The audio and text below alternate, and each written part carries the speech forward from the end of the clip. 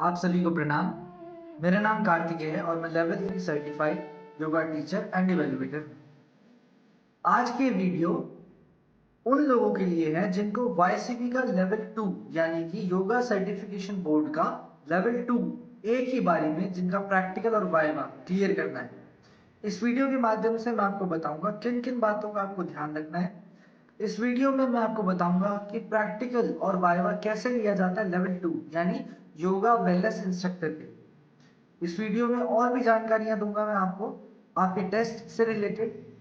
बहुत सारे वीडियोस, बहुत सारे टेस्ट को देखने के समझने के बाद कुछ सेट ऑफ क्वेश्चंस निकल कर आए जो कि यूजफुल है आपको बताने के लिए कि ये ऐसे एक प्रैक्टिकल एग्जाम कंडक्ट किया जा सकता है।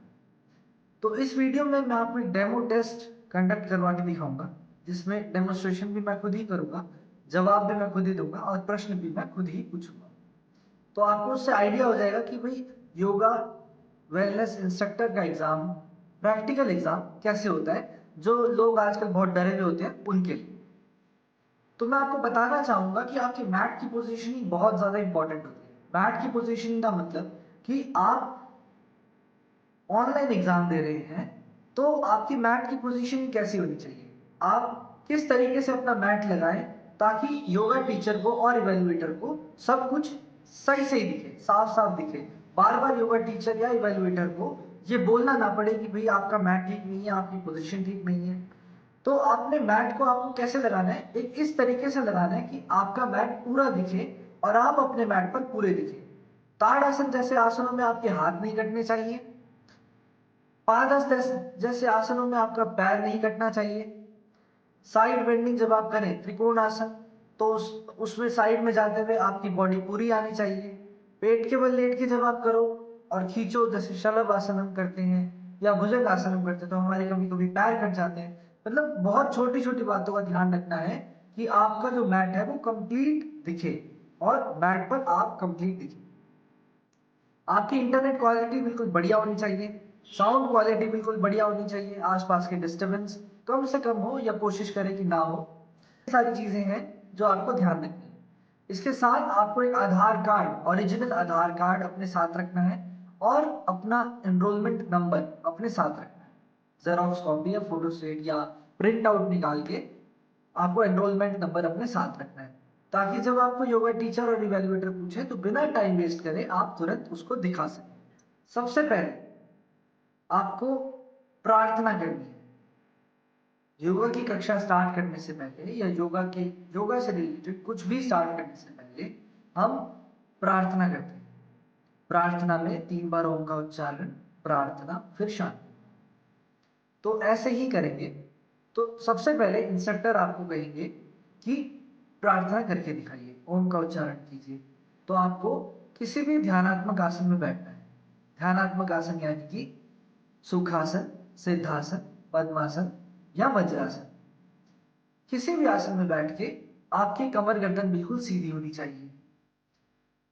अब आप गहरा लंबा सांस भरेंगे, 3 बार ओम का उच्चारण करेंगे, प्रार्थना करेंगे और फिर शांति का पाठ करेंगे।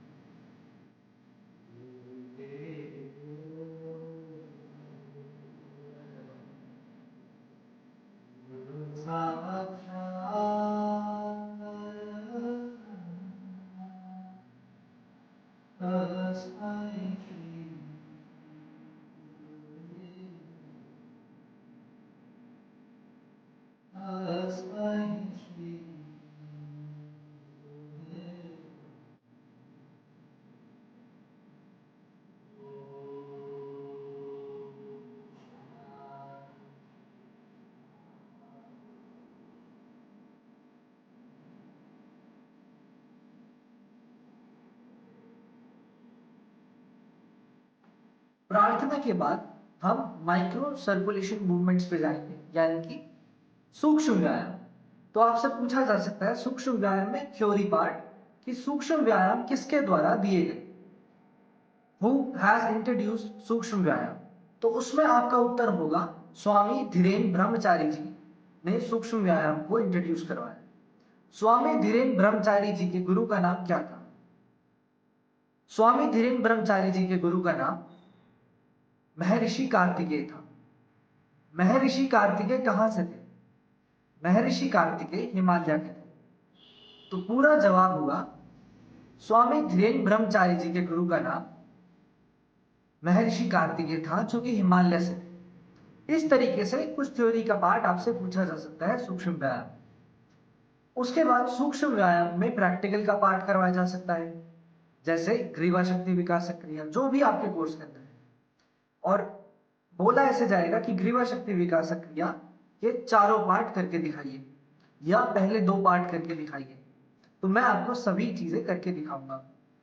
तो पूछते हैं ग्रीवा शक्ति विकास के चारों पार्ट करके दिखाइए और साथ ही भुजबली शक्ति विकास क्रिया।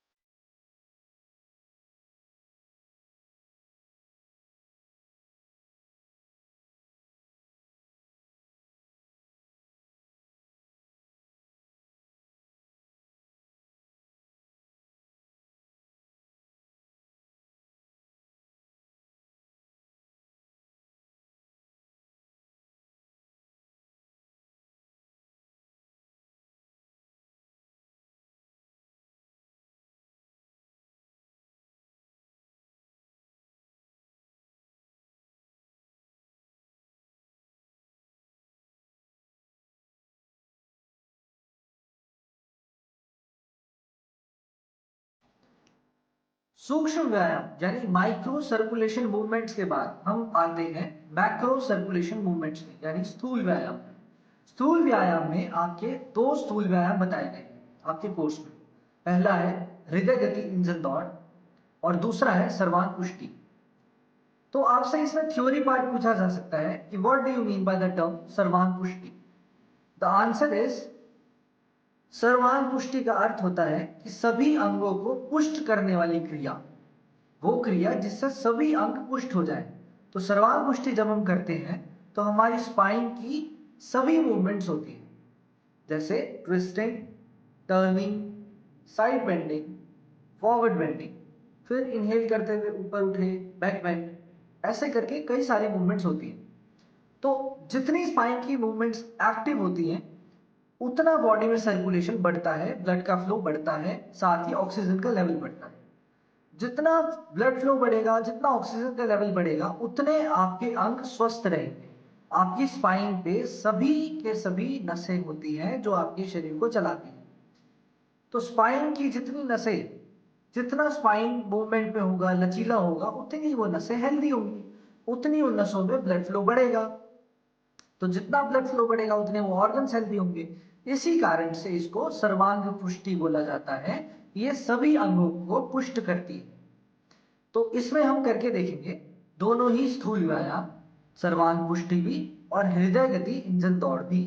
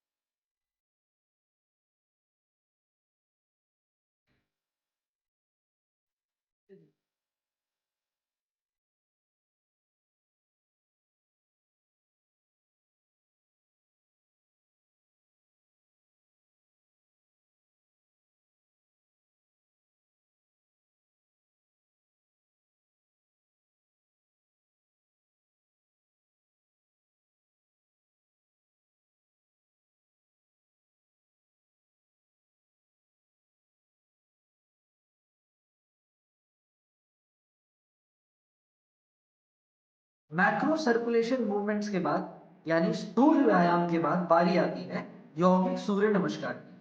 तो सूर्य नमस्कार में थ्योरी पार्ट आपसे पूछा जा सकता है कि सूर्य नमस्कार में कितने स्टेप्स होते हैं। तो आपका जवाब होगा सूर्य नमस्कार में 12 स्टेप्स होते हैं। देयर आर 12 स्टेप्स इन सूर्य नमस्कार। बट आसन कितने होते हैं? तो आपका जवाब होना चाहिए कि सूर्य नमस्कार में 7 आसन होते हैं और सीक्वल नाम का उनका ये है: नमस्कार मुद्रा, हस्तोत्तान आसन, पाद हस्तासन, अश्व संचालन आसन, पर्वत आसन, अष्टांग नमस्कार और भुजंगासन। और उसके बाद के आसन इसमें रिपीट होते हैं। तो 12 स्टेप्स होते हैं, 7 आसन होते हैं। तो अब हम सूर्य नमस्कार करके देखेंगे।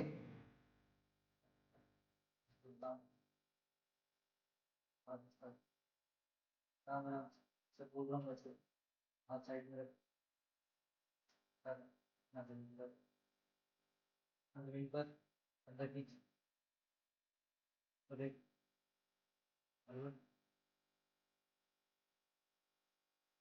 अगला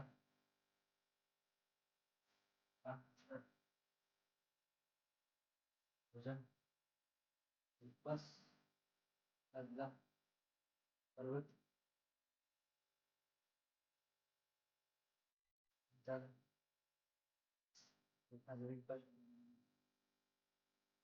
हाथ हस्ता अगला अगला अगला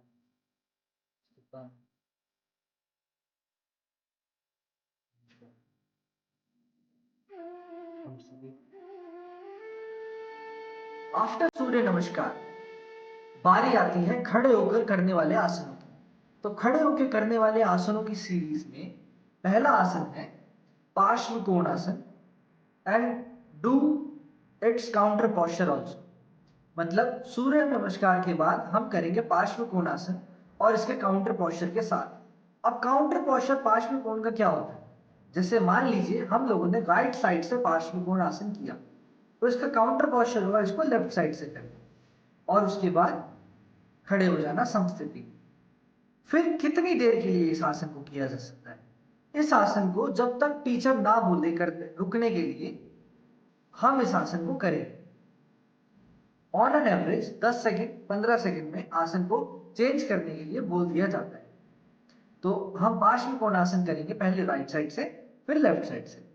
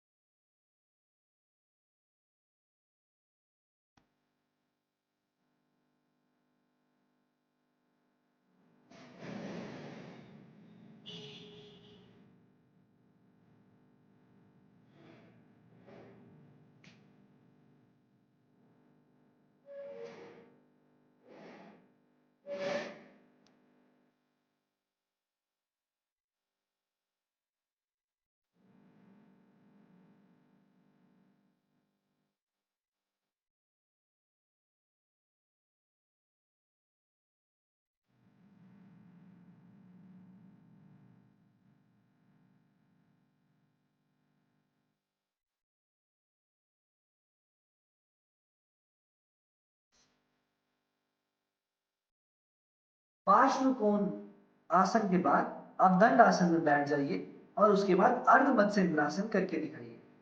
अर्ध मत्स्येंद्रासन के लाभ पूछे जा सकते हैं आपसे, तो इसमें आपका उत्तर होगा अर्ध मत्स्येंद्रासन के लाभ है स्पाइन को लचीला बनाता है, बैक पेन में बड़ा सहायक होता है, शुगर, कॉन्स्टिपेशन, गैस, एसिडिटी, इन सभी समस्याओं में इसको किया जा सकता है। ये बहुत बढ़िया आसन है। किस चीज के लिए? इन लाभों के लिए। इसके साथ इसके आप कॉन्ट्रा इंडिकेशंस भी बता सकते हैं। कॉन्ट्रा इंडिकेशंस का मतलब होता है कि ये आसन किस किस लोगों के लिए वर्जित है। तो जिनको अल्सर हो उनके लिए ये आसन वर्जित है, जिनको घुटने से रिलेटेड दिक्कत हो उनके लिए ये आसन वर्जित है, जिनको हर्निया से रिलेटेड दिक्कत हो उनके लिए ये आसन वर्जित है। तो आप इस तरीके से उत्तर देंगे और फिर आप इसे आसन करके दिखाएंगे।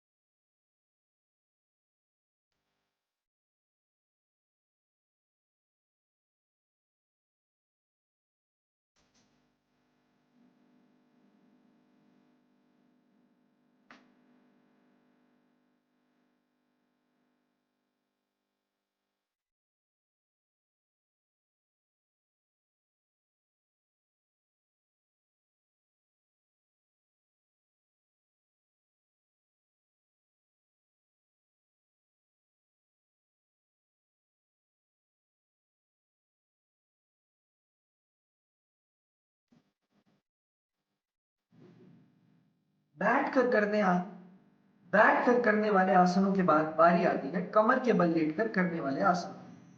तो कमर के बल लेटकर करने वाले आसनों में हम करेंगे पहले सेतुबंध आसन और उसके बाद उसका काउंटर पोस्चर। तो सेतुबंध आसन का काउंटर पोस्चर होता है पवन मुक्त आसन। बट कभी कभी आपके इवेल्युएटर या टीचर आपका टेस्ट लेने के लिए ये बोलते नहीं है कि काउंटर पोस्चर क्या है। तो आपको खुद ही दिमाग लगाना है कि सेतुबंध आसन कर रहे हैं अगर हम, तो उसका काउंटर पोस्चर होगा पवन मुक्त आसन। तो आप इसको करके दिखाएंगे, होल्ड करेंगे 5-6 सेकंड के लिए, 10 सेकंड के लिए, और उसके बाद पोस्चर को चेंज करेंगे।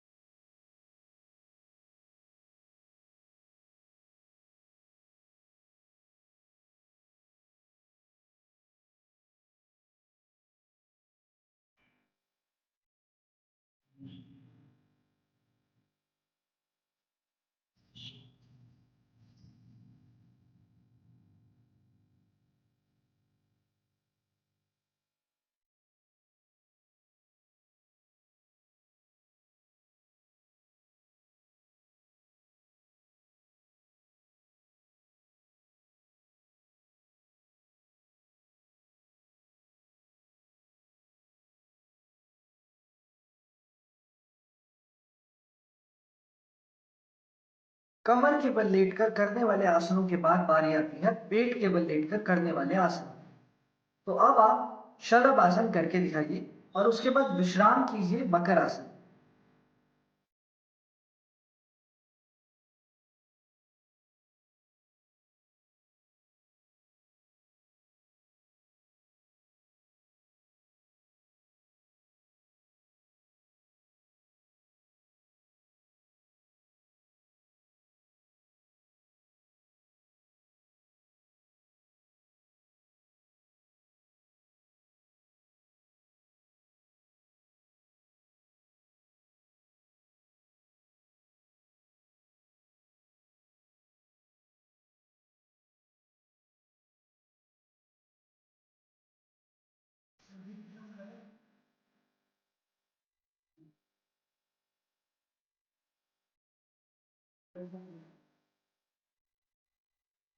पेट के बल लेटकर करने वाले आसनों के बाद बारी आती है मुद्राओं की। तो आप मुझे घेरन संहिता के अनुसार महामुद्रा के बारे में बताएं और करके दिखाएं। तो ये थ्योरी पार्ट का क्वेश्चन हुआ, वाइवा का क्वेश्चन हुआ कि घेरन संहिता, वर्ड्स का ध्यान रखिएगा कि घेरन संहिता के अनुसार आपको महामुद्रा के बारे में बताना है, महामुद्रा के बारे में बताना है। तो वो आप कैसे बताएंगे? महामुद्रा दो बंद, एक मुद्रा और 3 चक्र वर्णित है घेरन संहिता। कैसे? उड्डयन बंद और मूल बंद, खेचरी मुद्रा, मूलाधार चक्र, विशुद्धि चक्र और आज्ञा चक्र। इन सभी पे कंसंट्रेट करना महामुद्रा होता है। मतलब जब आप अपने एक पैर की एड़ी को फोल्ड करके पेल्विस रीजन के पास रखते हैं और पेल्विस रीजन से भी और अंदर, मतलब मल द्वार के पास रखते हैं, और दोनों हाथों से अपना दूसरा पैर जो सीधा दंड आसन में होता है उसको पकड़ते हैं और हल्का सा चेस्ट को अप रखते हुए चिन को अप करते हैं। जब आप इसको करते हैं तो आप इसमें उड्डयन बंद लगाएं, मूल बंद लगाएं, और आपकी दोनों आंखें खेचरी मुद्रा में फोकस करेंगी, मतलब आईब्रो सेंटर पर फोकस करेंगी। इसके साथ साथ आपका जो ध्यान है वो मूलाधार चक्र, विशुद्धि चक्र और आज्ञा चक्र यहां पर रहेगा। जब आपका ध्यान यहां पर रहेगा तो आपकी चेतना को परम अवस्था प्राप्त होती है। महामुद्रा बहुत ज्यादा लाभदायक मुद्रा है आपके स्वस्थ जीवन को लेकर। आपका जीवन बहुत स्वस्थता को उपलब्ध हो। इसके साथ महामुद्रा का मतलब होता है कि महा मतलब सर्वोच्च, मुद्रा मतलब चेतना की अवस्था। महामुद्रा के माध्यम से आपकी चेतना सर्वोच्च पद प्राप्त करती है। मतलब आपकी चेतना बहुत सुप्रीम कॉन्शियसनेस हो जाती है आपके पास। इस मुद्रा को करके देखेंगे कि कैसे करते हैं।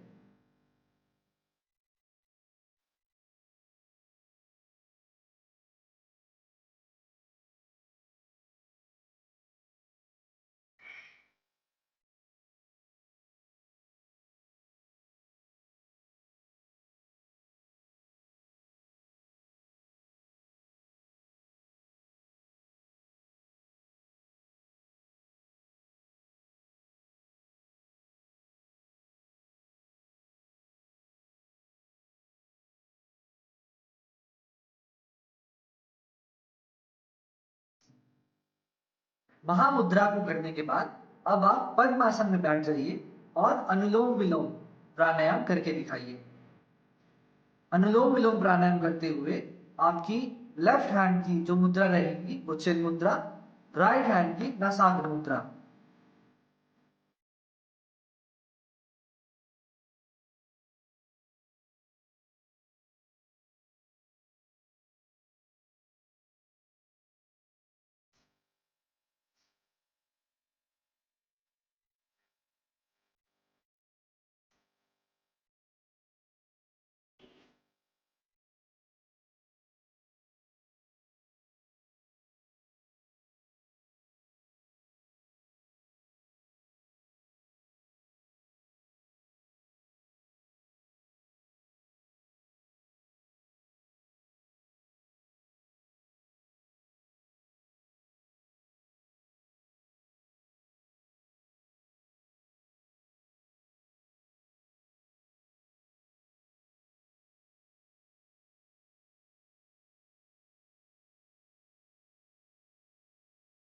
अनुलोम विलोम प्राणायाम को करने के बाद आप भ्रामरी प्राणायाम करके दिखाइए।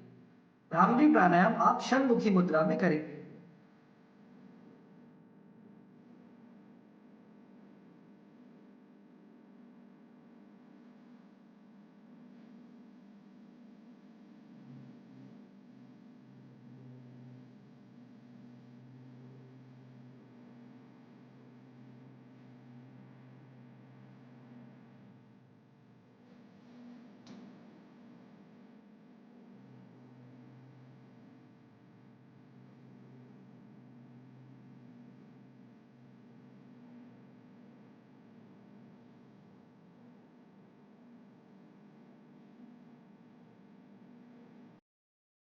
इसमें थ्योरी पार्ट पूछा जा सकता है प्राणायाम से रिलेटेड कि आप प्राणायाम की डेफिनेशन बताइए।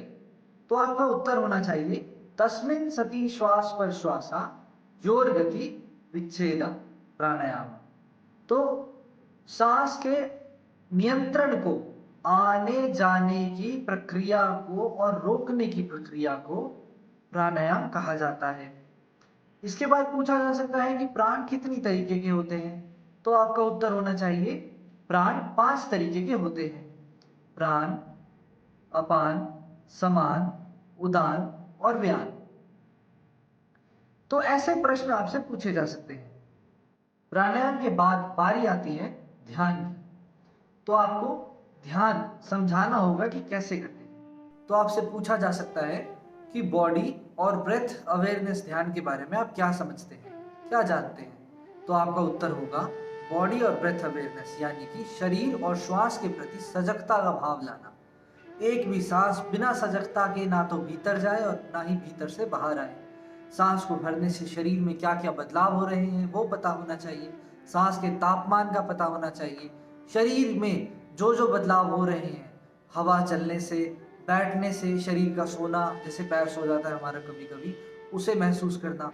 तो इन्हीं सब चीज़ों के प्रति साक्षी भाव, सजगता का भाव बनाना ही ये ध्यान है बॉडी और ब्रेथ अवेयरनेस का। ये सारा जो मैंने बताया ये प्रैक्टिकल और वाइवा सेशन था।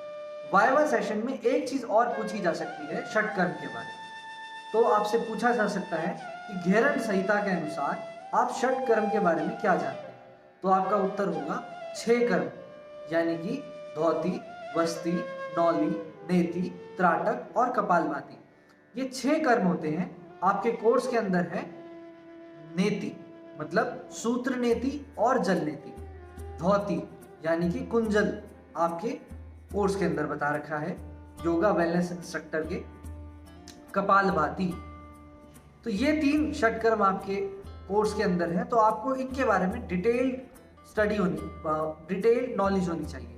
जैसे आपसे पूछा जा सकता है कि सूत्र नेति की लंबाई कितनी हो और मोटाई कितनी। तो आपका उत्तर होगा कि सूत्र नेति की लंबाई 7 से 8 इंच तक हो सकती है। इसकी मोटाई हर एक पर्सन टू पर्सन वैरी करती है। यदि किसी की नाक मोटी है या नाक के छिद्र मोटे हैं तो उसमें आपको मोटी सूत्र नेति चाहिए होगी, और यदि किसी की नाक पतली है और छोटे छिद्र हैं उसके लिए आपको पतली वाली सूत्र नेति चाहिए होगी। या आपसे पूछा जा सकता है कि कुंजन करते हुए किस मुद्रा में या किस आसन में पानी पीना चाहिए? तो आपका उत्तर होगा कि आप काक आसन में बैठकर पानी पी सकते हैं। कैसा पानी होना चाहिए? तो आपका उत्तर होगा कि नवाया पानी होना चाहिए, ना ज्यादा गर्म और ना ही ज्यादा ठंडा। इसके साथ पूछा जा सकता है कि पानी में कुछ मिला होना चाहिए, तो आपका उत्तर होगा कि हल्का नमकीन पानी हो तो ज्यादा बढ़िया चीज होती है। तो इस प्रकार से आपको डिटेल में पता होना चाहिए कि धोती यानी कि कुंजल, नेति, जल नेति और सूत्र नेति, और वो कपालभाति। कि कपालभाति कितनी तरह की होती है? तो वो कपालभाति 3 तरह की होती है, वात कर्म, व्युत कर्म और शीत कर्म। तो वात कर्म कपालभाति करके दिखाइए। तो ऐसे आपसे पूछा जा सकता है षट कर्म के बारे में, तो आपको डिटेल में पता होना चाहिए चीजों का। और साथ ही पूछा जा सकता है कि कपालभाति करके दिखाइए, तो आपको कपालभाति वात कर्म करके दिखानी है।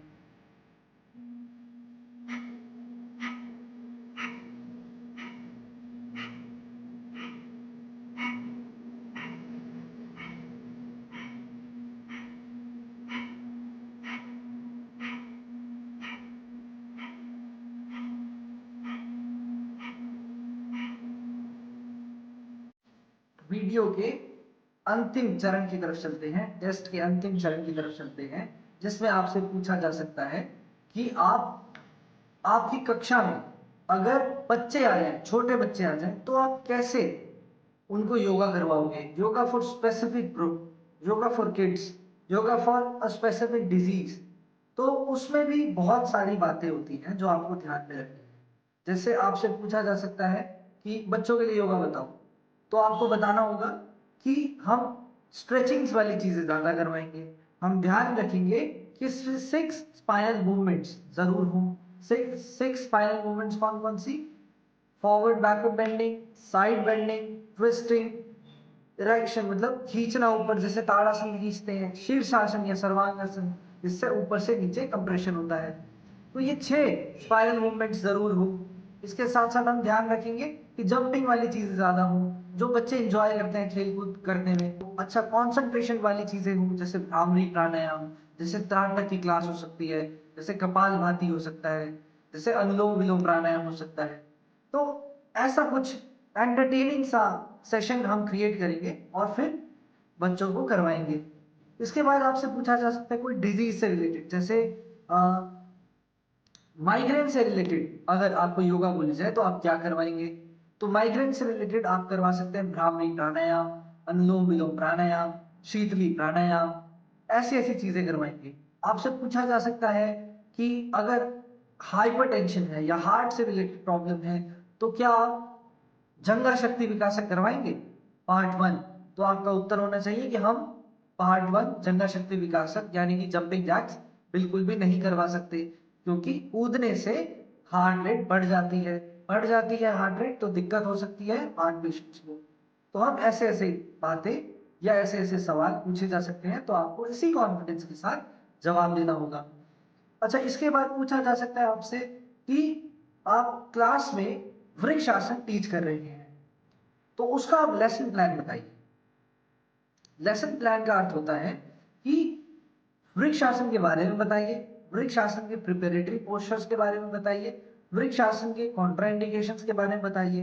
मतलब पूरी डिटेल बताइए वृक्ष आसन के बारे में, ताकि आप करवा सकें।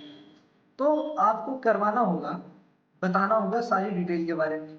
जैसे वृक्ष आसन से होने वाले लाभ, ये कंसंट्रेशन के लिए बहुत बढ़िया है, लेग्स की स्ट्रेंथ के लिए बहुत बढ़िया है, स्पाइन के लिए बहुत बढ़िया है।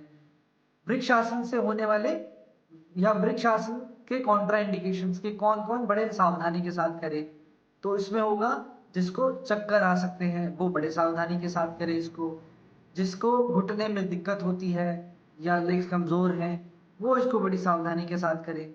तो ऐसे आपको बताना होगा। इसके साथ साथ आपको बताना होगा कि उसके प्रिपरेटरी पोस्चर्स क्या है। जैसे ताड़ासन आप कर सकते हैं कंसंट्रेशन के लिए वृक्षासन से पहले, ताकि आपको बॉडी वेट हील पर लेना या टो पर लेना आ जाए। उसके बाद आप एक जगह फोकस कर सकते हैं, आप स्ट्रेच कर सकते हैं अपने हाथों को, आप फॉरवर्ड बैकवर्ड बेंडिंग कर सकते हैं। तो इस तरीके से आप कुछ प्रिपरेटरी पोस्चर्स बता सकते हैं। तो ये एक लेसन प्लान बन जाता है। तो आपसे ऐसा पूछा जा सकता है कि आप किसी भी आसन का लेसन प्लान बताएं, तो आपको इसी प्रकार से एक पूरी की पूरी सेशन, छोटा सा सेशन कंडक्ट करके दिखाना होगा। तो ये वीडियो था उन लोगों के लिए जिन लोगों को YCB का लेवल 2 यानी योगा वेलनेस इंस्ट्रक्टर का एग्जाम एक ही बारी में क्लियर करना है। आशा करता हूँ आपको पसंद आया होगा। ज्यादा से ज्यादा इसको लाइक करें, शेयर करें और चैनल को सब्सक्राइब करें। धन्यवाद।